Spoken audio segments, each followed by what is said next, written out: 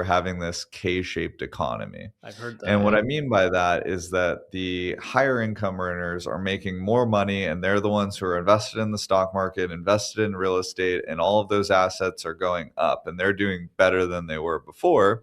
And then you have the other side of that K-shaped economy, which is the lower income households that are really struggling because they got that huge price bump in COVID and shortly thereafter prices are still going up and wages aren't going up considerably enough to actually make up for that difference. Mm. So it's going to be interesting over the next few years how that plays out. And I think that's part of why like the social fabric in America is kind of struggling right now too, Yeah. is because you have the haves and the have-nots and that division getting more and more, right? So What's your advice to that group of demographic that are having a hard time keeping up with inflation, things like that?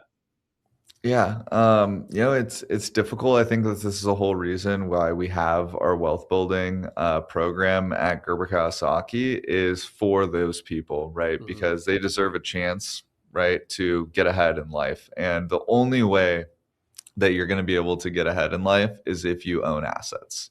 That is how a capitalistic society works Hmm. and how America works. And honestly, what makes us so great is the ability, that upward mobility to invest in your own future. Current event is the CEO of Chipotle just said that he's going to be raising prices most likely, and I think I read about 1 to 2% because his demographic supposedly of repeat customers make 60% of that demographic make over 100,000.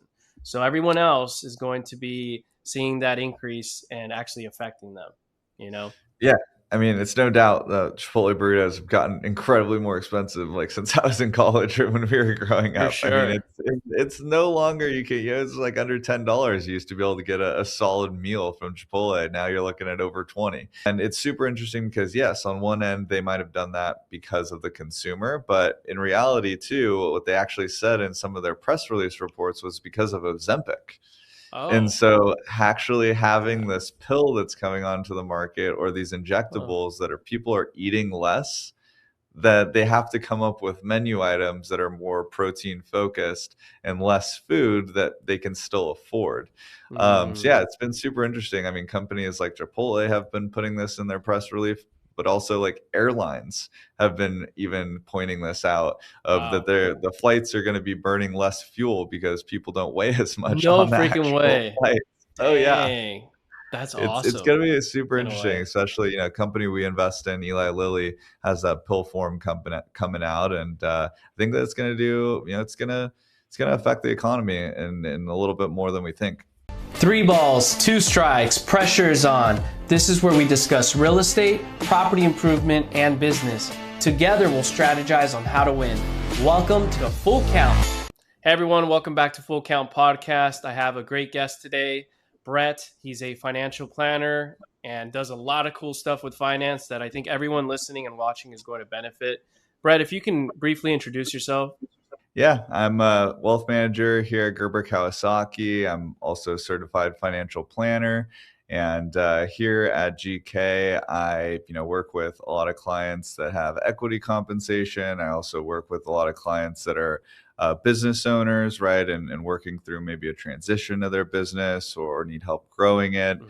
So we also have a wealth building program here at GK that we're super proud of, and I help direct that has no investment minimum. So even if you're just getting started, all the way up to ultra high net worth, everywhere in between, we sit down with you, we figure out your goals, figure out what you're trying to do, and ultimately put the plan together and help you invest the money as well. Okay, so I hear certified financial planners are a little bit different than a general financial planner, right? Like, can you kind of go into that because we're gonna be asking you questions about like wealth and wealth management, things like that. So I want people to know that I have the right person in front of me, Yeah, absolutely. Definitely the right person. So, not all financial planners are created equal, right? right? But, think of the CFP as like an extra accreditation that you can get. And it's the most sought after accreditation in our financial advising world. Hmm. And the way to think about it is it really encompasses everything with a dollar sign in front of it. So, old school way of investments was like the broker mentality where you would go to your broker, he would sell you an investment. It was was a commissionable mutual fund or something along Hmm. those lines. And over the past few decades, the industry has really flown in, or merged into financial planning, which is the true alpha or the true value that you do get out of your situation. And it not only encompasses that investment piece, right, which is super important, Right. but also the taxes that go into it, right? Whether you're using tax efficient funds or cash management techniques, looking at your insurance or the risk management part of your profile, right? If you have kids, do you need term insurance, or maybe you're ultra high net worth and need some type of permanent policy? Mm, And estate planning is another big piece of this, right? The right. transfer of assets, the protection of your assets for your family. So it really goes a lot deeper than just the investments. We're really looking at the holistic picture, which is, I think, what a lot was missing from the industry up Hmm. until this point. Yeah, I also see that like on social media. There's a lot of advice. I don't even know if these people are actually licensed, let alone do they give good advice. And then they leave out a lot of like the tax incentives of many things, and also like life insurance. I see a lot of life insurance agents saying, "Don't invest in Roth IRAs, don't invest in 401ks, invest in this particular insurance plan, and you're going to make it, and you're not going to hit the volatility." What do you think of stuff like that? Because I see a lot of people that don't even have a tailored suit kind of do that. Yeah, the YouTube Yahoos. I mean, there's a YouTube lot of Yahoos. great information Right. online. There's also a lot of misinformation Hmm. online, right? And unfortunately, how the incentives are when it comes to social media, it's driven by getting views or saying something that's maybe controversial, Right. or maybe something that like seems really appealing and interesting, but maybe doesn't actually work like that in practicality in life, right? Right. So Right.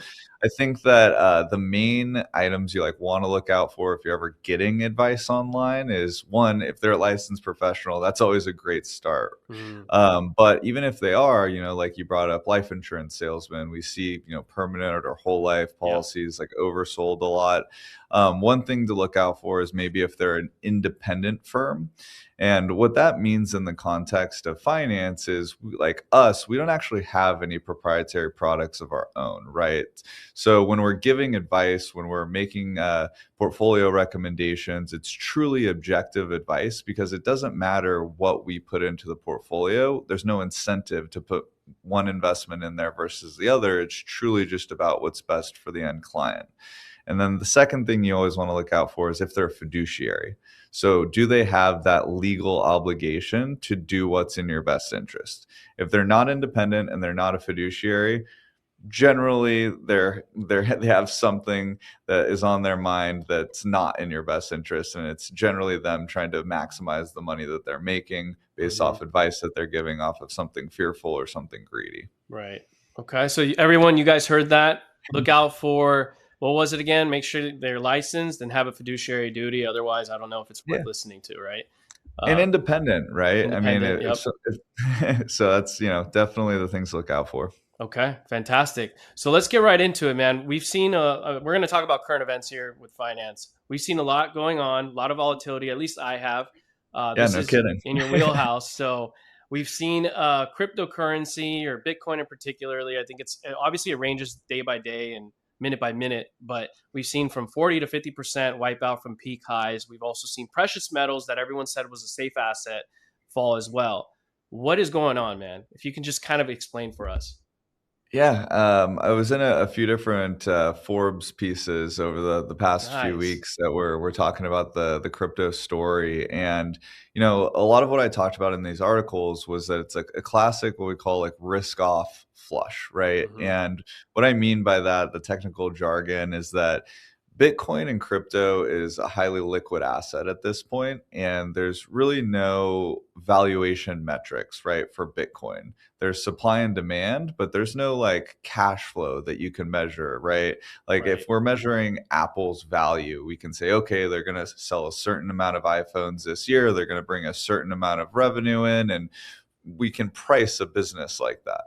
Now, with Bitcoin and crypto, there's no valuation other than the supply and demand of people buying and selling it. Hmm. So, when you have a situation where there's a tightening in monetary policy, or there's worries about how the market's going to be looking at this year, it's the first thing that gets sold.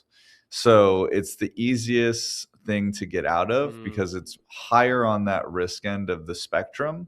And so when people think that we're going to be falling on hard times, it's an easy thing to get rid of to lower your overall risk in the portfolio. So I think that that was a major driver over the last couple months. Now, with that being said, there's another big analysis of crypto and Bitcoin that it trades in 4-year cycles. And this kind of has to do with the halvings over time, if you're familiar with that, where they're cutting the supply every so often. So Is we're that, near the end of this 4-year cycle. sorry to interrupt you, is that kind of like reversing back to the mean? So is that what it means every 4 years, kind of going back to that, or a little bit different? So think of like a 4-year cycle, and this kind of happens in the stock market too, Hmm. right? Where it's a full business cycle. With Okay. Bitcoin specifically, it generally lines up with the halving, which is essentially where they're cutting the supply of Bitcoin that's coming into the market in half. And so it generally lines up with that, but we're kind of nearing the end of this. And when there's not a lot of ways to measure where Hmm. price is going, Hmm. people tend to gravitate towards these cycle mentalities. Okay. Okay. I don't know if you heard of Grant Cardone. He's selling his, I think it's his Malibu home for 700 Bitcoins because of what's going on. Have you heard that story? No, I haven't actually. I'm not familiar. Okay. I was just kind of interested why, because he's all about, I think he's all about Bitcoin. No, he's all about real estate and Bitcoin. So I'm curious why he wants to sell it in Bitcoin. Maybe, because now that it fell, he's suspecting when he gets 700 Bitcoin, it's going to blow up. Maybe.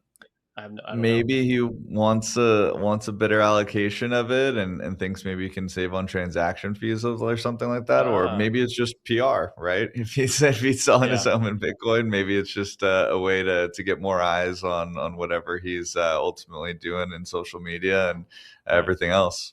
Well, he is a I don't think marketing that there's guru. necessarily like monetary reason for doing it. Maybe Okay. the ease of the transaction, right? Because Right. we can send someone Bitcoin on a weekend. We still can't do that with our traditional finance system. It's still quicker if you're trying to send money on a Friday afternoon after the bank's closed to someone in London to jump on a flight with a suitcase full of cash, fly there and hand it to them and fly back. You'll still get there before Monday and the bank's open. Right. That makes a lot of sense with the convenience. So, what about precious metals? I mean, I thought precious metals would have a better stability per se. Maybe it doesn't go up as high or low as crypto. But what's going on with precious metals? Kind of same story here. Yeah, very similar. Again, there's no real way, right, to measure cash flow or something of a precious metal when we look at something like gold, which is ultimately, I think, the standard for precious metals. But Hmm. a lot of it's driven by supply and demand dynamics, and a little bit of that is coming from the debasement trade that has been talked about over the last year. With the dollar ultimately declining in value, Hmm. real assets increase in value, whether that's precious metals or the stock market or real estate, for Right. example. So, that was kind of the start of this trend. And once it becomes a momentum trade, you have the entire world that's basically piling on to these trades. And that's why you're seeing these wild swings, right? Because people are trying to figure out how to value it, but there's no real way to do so, and it's just driven off of the momentum of supply and demand. So it's hard to kind of guess where things are going when it's so driven by momentum at this point. Okay. So I do understand that the precious metals had a momentum on the incline. And then I've been reading, there's a lot of reasons why things happen, as you already explained certain things here. But do you also think it has to do with the federal chairman being nominated by Trump, Kevin Warsh, to replace Powell? Because I heard that, he's known to be an inflation hawk, Warsh. So Wall Street got scared and they decided, you know what, we're going to sell off because we think interest rates are actually going to remain where they're at, the Fed funds rate, or it's going to actually increase. Have you heard about something like that? Yeah, I think that that's a small part of it, but I Okay. think that it's also like the global economy afraid of the US at this point, right? Okay. I think that, them also piling into precious metals as a real asset and that debasement trade is also like a big theme that's going on with it. Hmm. Um, it's interesting because we do have, precious metals in a lot of our portfolios, obviously, and especially if clients came over with it. It's not a huge thing that we do, because one, like there's a famous Warren Buffett quote, and it always kind of rings true, where if you have a pool and you fill it filled with gold and you leave it there for 30 years and you come back to the pool, do you know what you have? Same amount.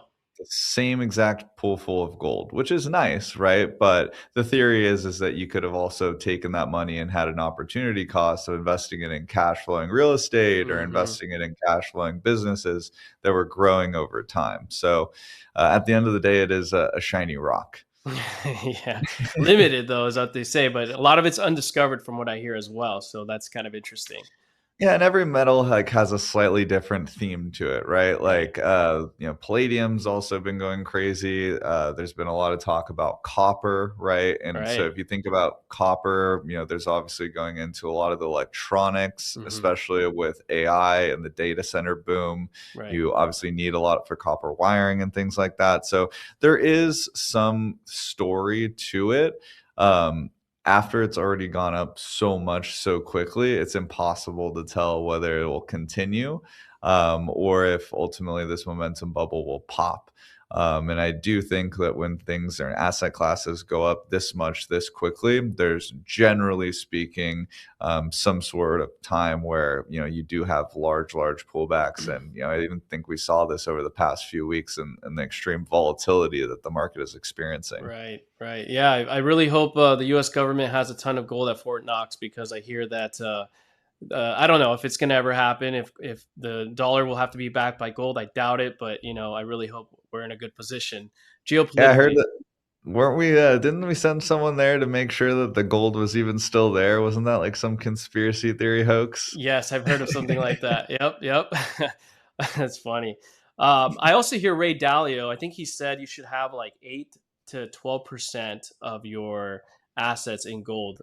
Do you guys at Gerber Kawasaki have a ratio to that or percentage to that or not really?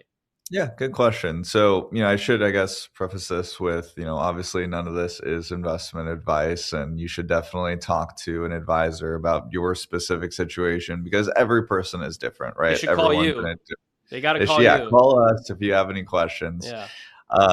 But it's interesting because Dalio is big kind of on that debasement idea. Um, we don't I think 8 to 12% is a little aggressive in our perspective. I would say probably no more than 5, Okay. even in the cases where people want it the most. I generally start mostly at 1 to 2% allocations there, and then kind of rebalancing it over time. But obviously, everyone is different, so it's kind of what's matches for their specific situation. Good point. How about crypto though, or Bitcoin? Maybe you stick with Bitcoin. Yeah, so crypto, I kind of view it in the same light, same similar allocation there. Anytime we're speculating on anything, and Hmm. crypto is definitely speculation, right? It's something that we can wake up, a year from now and it's down 90% from even these levels, Right. right? Or Satoshi wakes up one day, moves his wallet, and the entire market collapses, right? So it is very, very speculative. So generally, anything with speculation, less than 2% of the portfolio. Similar thing with Okay. crypto there, no more than like 5% of a portfolio. Generally speaking, if you have more than like 5% of your investable assets, like in any one stock or any one like item or asset, you're getting to creep up to that concentration risk, right? Okay. Where if it doesn't play out, you can lose a decent chunk of your portfolio and skew your long-term returns over time. And that's ultimately what we're here after is those long-term investments. Good to know. Good to know. So I have just going back to the nominee for the chairman, Kevin Warsh. I have a theory, and Okay, let's hear I think it. so. He is known as an inflation hawk. I think he even stepped down from Fed governor back in 2011 for basically being upset with the Fed for spending so much money on their balance sheet or increasing their balance sheet and leaving rates low for too long. Right. I saw he stepped down, so he's made a lot of comments that rates should be higher, Fed funds rate for that matter.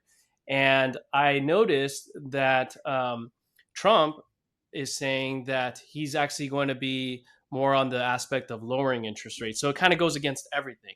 But then I looked into Kevin Warsh and saw that his father or his son, his father-in-law is really good friends with Trump. So I have a feeling he's going to I'm shift his shocked. stance.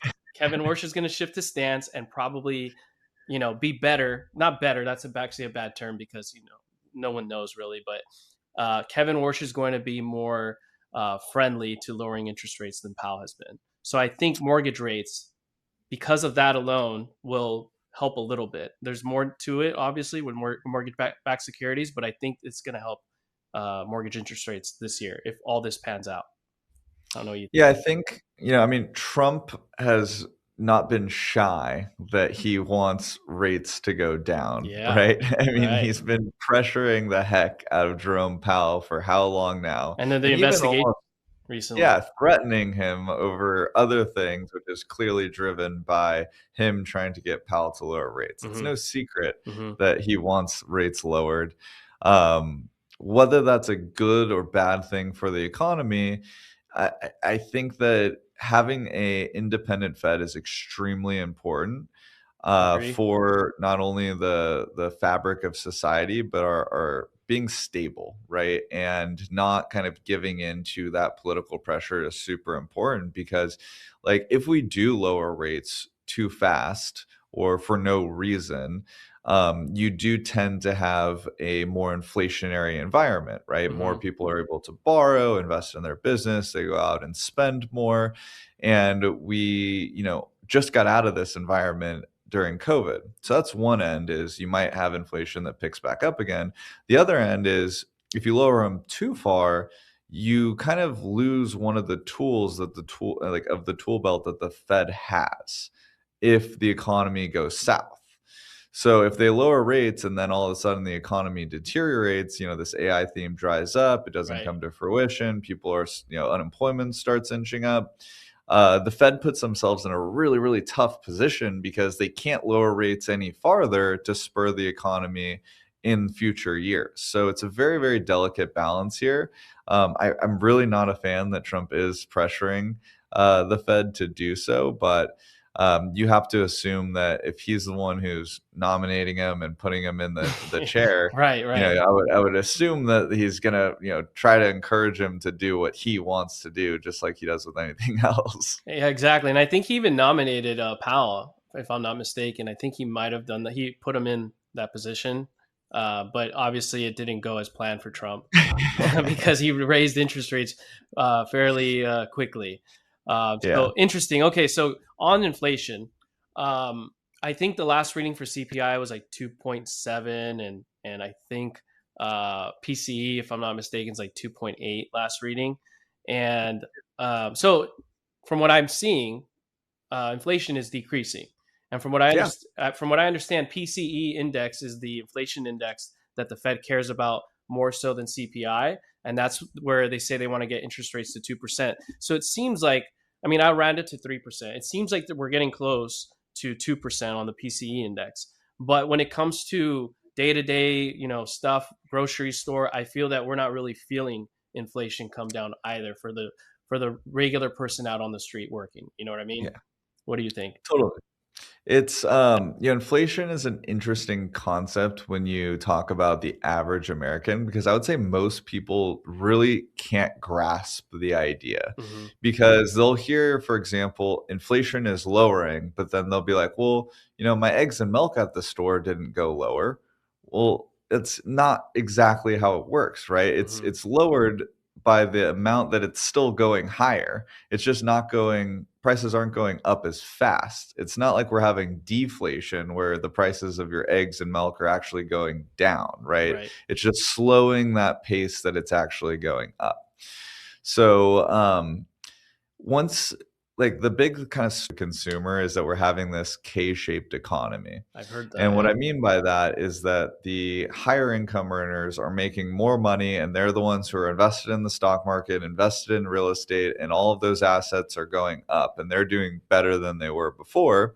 And then you have the other side of that K-shaped economy, which is the lower income households that are really struggling because they got that huge price bump in COVID and shortly thereafter prices are still going up and wages aren't going up considerably enough to actually make up for that difference. Hmm. So it's going to be interesting over the next few years how that plays out, and I think that's part of why like the social fabric in America is kind of struggling right now too, Yeah. is because you have the haves and the have-nots and that division getting more and more, right? So um, we'll see. I think that the other kind of wild card when it comes to inflation is the AI story.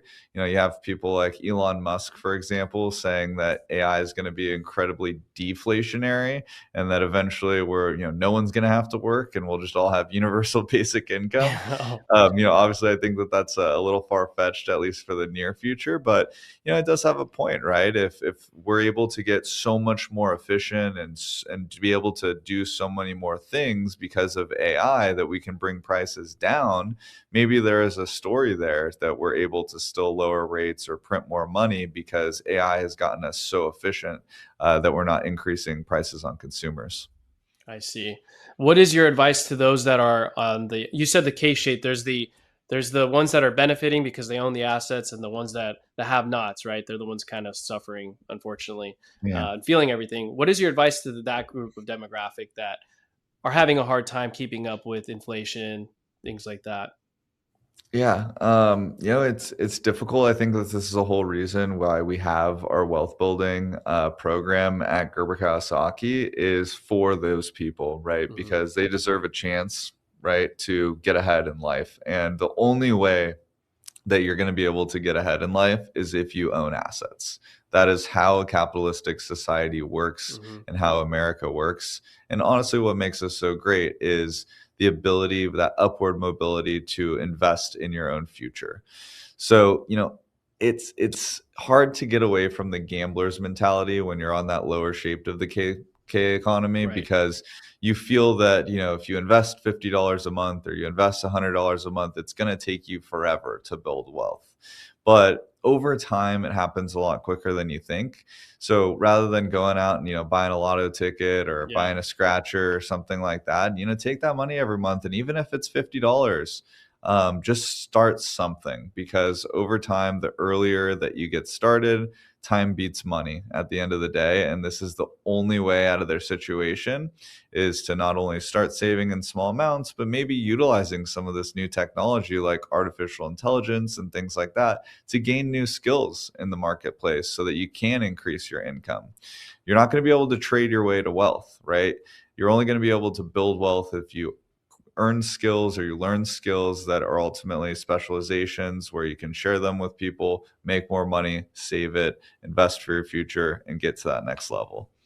It sounds like maybe spending less on a Chipotle bowl is probably better to do that and invest that money instead of buying that Chipotle bowl. Because what I'm seeing in a current event is the CEO of Chipotle just said that he's going to be raising prices most likely, and I think I read about 1 to 2% because his demographic supposedly of repeat customers make 60% of that demographic make over 100,000.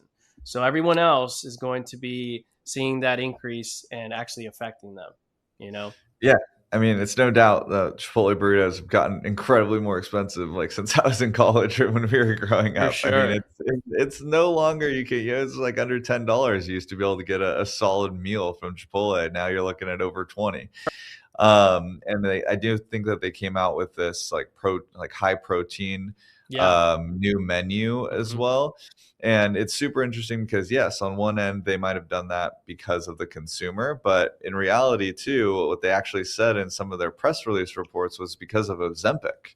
And Oh. so actually having this pill that's coming onto the market or these Huh. injectables that are people are eating less, that they have to come up with menu items that are more protein focused and less food that they can still afford.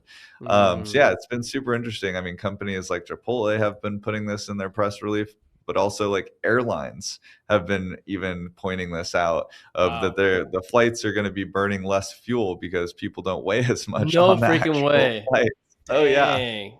That's It's awesome going to be super in a interesting, way. especially a company we invest in, Eli Lilly, has that pill form company coming out, and I think that it's going to do it's going to affect the economy in a little bit more than we think. That's insane. I really hope someone does a deep dive study on that in terms of the weight on the airplanes and things like that. That's pretty Read the hilarious. last earnings report for some Okay. of these last airline companies. It's in there in some of their projections. It's quite interesting. Wow. Okay, cool. I have advice for everyone that's out there in terms of when you're in the Chipotle line. I think, Brett, you have the same charisma as I do. You might have better charisma than me, but when you're up there getting your whatever you order, make sure to like make eye contact with whoever's serving you. Be friendly, be nice, compliment them, and I guarantee you, I see 9 out of 10 times they give me more protein than they're supposed to because they cheapen out on giving food all the time at Chipotle, in my opinion.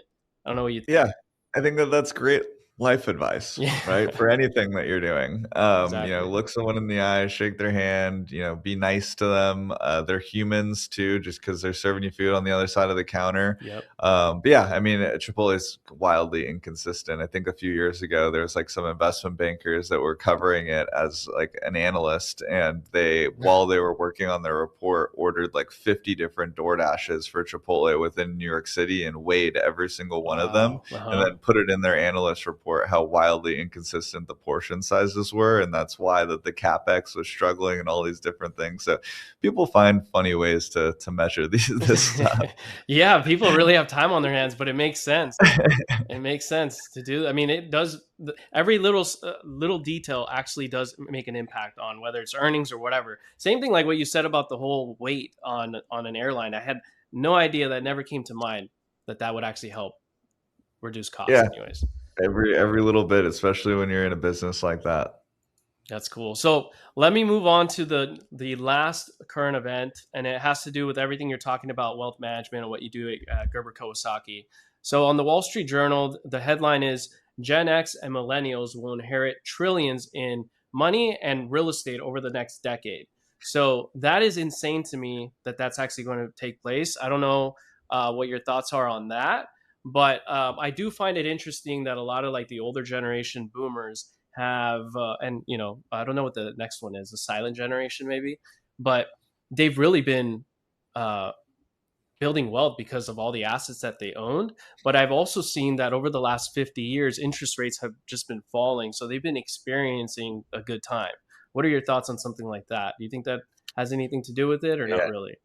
I mean, I think we need to cue the Dr. Evil meme when we say trillions and can, have the the Yeah. Austin Powers vibe. But yeah, I mean, people have been saying this for a while now, and I think that there's also in the financial advising industry a lot of old advisors, similar thing that are retiring and passing down books and things like that to the Right. younger generation like us who are picking it up.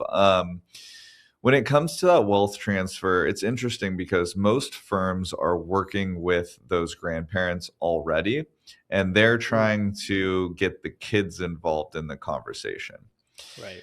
Most of my experience has been actually upstream planning. So I tend to start the relationship with the kids, and we do such a great job with them that they're like, you need to talk to my parents or you need to talk to Oh, my grandparents because their advisor has been ignoring them for the last 5 years and they're about to retire anyway, and yada, yada, yada. So this great wealth transfer is going to happen.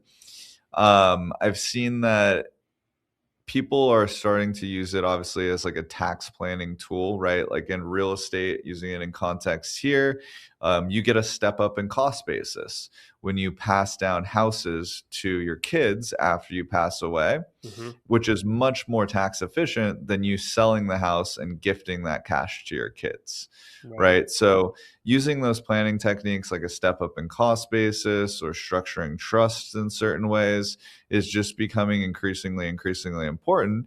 And we don't know where that estate tax is going to end up in the next 5 years. Right now it's incredibly high while Trump's in office, and it's remained that way. But you can't imagine that you're going to be able to pass down tens of millions of dollars tax free forever.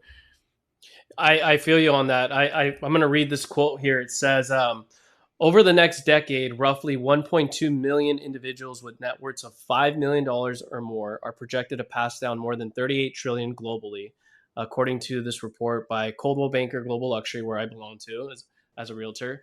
And it was Plug. reviewed exclusively by the Wall Street Journal. And it said that Gen X and Millennials are set to inherit nearly 2.4 trillion in real estate located within the United States of America in the next 10 years. So what you're saying about the step up basis versus selling, it makes total sense. I have no idea where estate taxes are going to go, but it would be interesting how that will affect the real estate market, because what I've been seeing as an agent is sales continue to go down in terms of volume. There's not enough people selling real estate like they used to. It's just not happening. And young people are having a hard time. So we're seeing less volume out there. And it makes it more difficult for my job, to be honest with you, because I'm racing to the bottom with everyone else. No doubt. It's hard.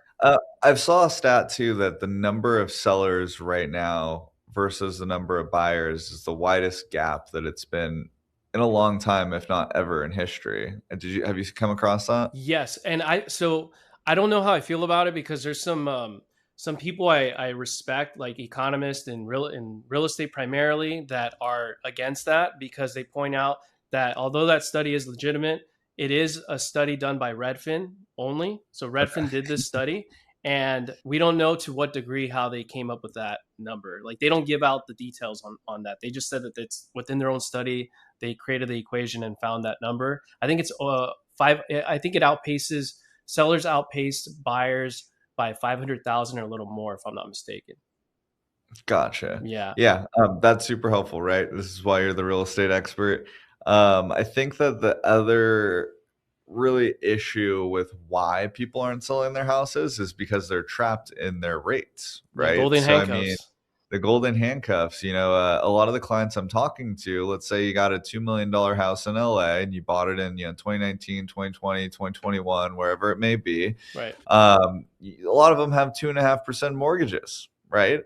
And it's really, really hard to convince yourself to move into that $2.5 million house or another $2 million house when your mortgage payment's going to go up by 30-40% in a lot of cases, or even more, right? Sure. Yep. And so a lot of people are just kind of staying put where they are.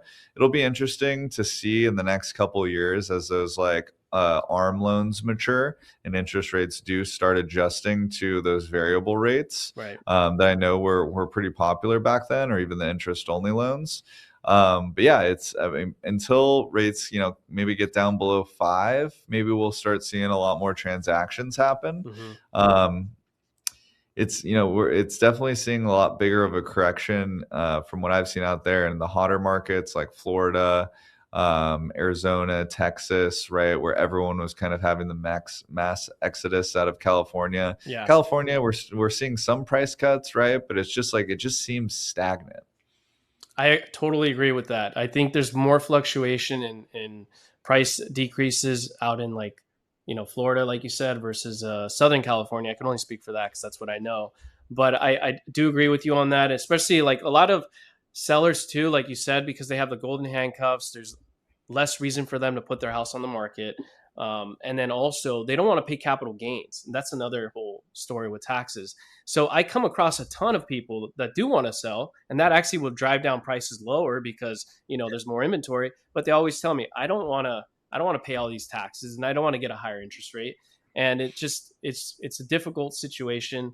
But in any case, I want to get back to the whole wealth management of things, because if we're really going to see a lot of the luxury clientele, a lot of the children inherit all this money. Can you give us some detail of what exactly takes place with families? Like, I know the Rothschilds have great wealth managers, the families like that, and other people with a ton of money. But like, what actually takes place in these meetings with the adult kids when they're about to inherit all this money? Obviously, family dynamics are very individualized, you could say, to that family. Some people have great relationships with their parents. Some people are completely deranged, right? So I think that the most success I've found in these family meetings Yep. is when the parents aren't necessarily trying to hide the wealth and Oh, instead empowering the kids right. to help drive the decision making, right? I'm not a fan of just giving kids money when they turn like 21, let's say, right? Can you imagine like even like UTMA accounts in California when you turn 18 or 21, that money is legally theirs. And so I think that there's, handing someone who's 21 years old millions of dollars, or even in smaller cases, 50 or $100,000 can be disastrous for their long-term success and their long-term happiness. Right. And so the most success I would say is having those open conversations as early as possible, but also getting them to understand that it's around milestones, right? Maybe the kid wants to start a business, so the family will fund the business rather than just giving them cash. Mm, Or maybe they want to go to college, so they buy them a house in the college town that they're going to instead of just and pay for the college instead of just giving them the cash, right? So I find that it's a little bit more opportunistic there, where they're trying to not necessarily like put up some guardrails right. almost in a sense. Hmm. And that's why we really encourage having the kids involved and have their own accounts. And we set their own meetings with the kids, just like we do with the parents, to give them their own plan, right? And really get them educated on what they can do with this money and how much of a head start they really got. Okay. And it sounds to me like the middle class could also benefit from something like this with this type of wealth Totally. planning. Okay. Totally. It's like just simple concepts that people even generally don't understand. Like you're talking about, like, oh, I don't want to sell my house because I don't maybe I'll have capital gains. Well, people forget there's a capital gains exemption, Mm, right? That if you lived in the house two out of any of the last 5 years as a married couple, you get $500,000 of capital gains excluded. So, the quicker that you have the kids involved in the conversation, the better that it's going to be over time, hands down. okay. Okay. That's good. Good to hear. All right, man. So we're going to the end of it. I want to close it out by asking you some questions with one answers. Okay. Just It's one word. one word. Is what I meant. Oh boy. Rapid fire house edition. Pretty easy. It's kind of fun because Okay. although this is all real estate related show, anyways. Um, a Spanish home or a mid-century modern home? Modern. Okay, I actually took you for a Spanish guy, but in any case, all right. So, beach house or mountain house? Ooh. You can only have one. I'm gonna go mountain. Lived at the beach my whole life, pretty much. Okay, condo or townhome? They're a little bit different. Yeah, to me they're the same thing. I would say condo then. Okay, and then last but not least, would you rather have a podcast room or a gym in the house? Gym. Okay. I've got the podcast studio here at the office that I'm in right now, so I get the best of both You do get worlds. the best of both worlds. And I think your clients can always visit you and take a look at that phenomenal office you guys have in Santa Monica. Yeah, if you're in the area, we're right on Main Street in Santa Monica. We moved into this space in April of last year and really built it into a community center. We have our wealth building happy hours here as well that Andrew's gone to a lot They're of. very fun. So if you guys ever want to stop on by, happy to show you around, or if you're interested in a complimentary consultation, which I do for all of Andrew's clients and friends, Thank you. please reach out.